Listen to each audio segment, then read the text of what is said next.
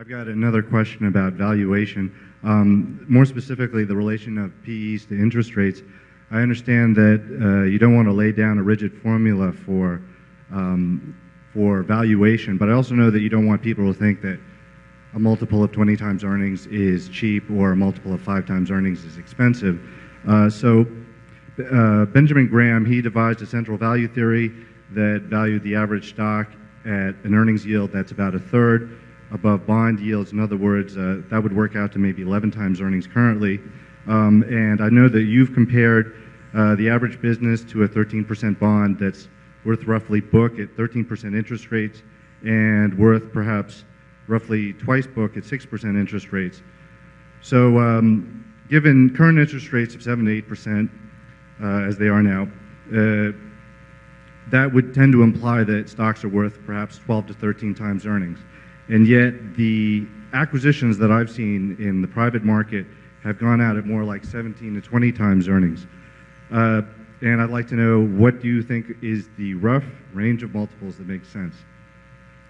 Yeah, well, it isn't a multiple of today's earnings that is primarily determinant of things. We bought our Coca Cola, for example, in 1988 and 89 on this stock at a price of $11 a share, which as low as 9, as high as 13, but it averaged about $11. And it'll earn, we'll say, most estimates are between $2.30 and $2.40 this year. So that's under 5 times this year's earnings, but it was a pretty good sized multiple back when we bought it. It's the future that counts. It's like what I wrote there, what Wayne Gretzky says, to go where the puck is going to be, not where it is. So the current multiple interacts with the reinvestment of capital and the rate at which that capital is invested to determine the attractiveness of something now. And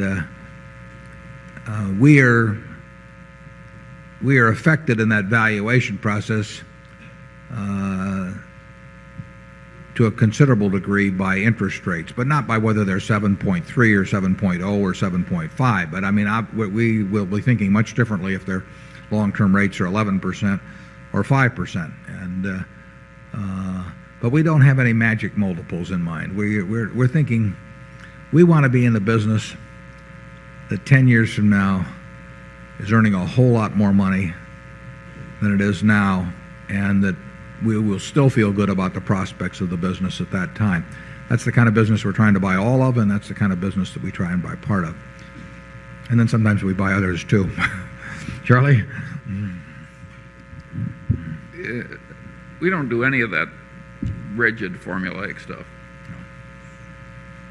There's a general framework that you can call a formula in our mind, but we also don't kid ourselves that we know so much about the specifics that we would actually make a calculation in terms of the equation.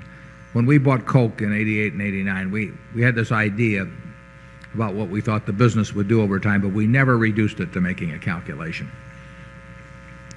Maybe we should, but we don't think there's that kind of precision to it. We think it's the right way to think in a general way, and we think if you think that you can do it to pinpoint it, you're kidding yourself, and therefore we think that when we make a decision, there ought to be such a margin of safety that it ought to be so attractive that you don't have to carry it out to 3 decimal places.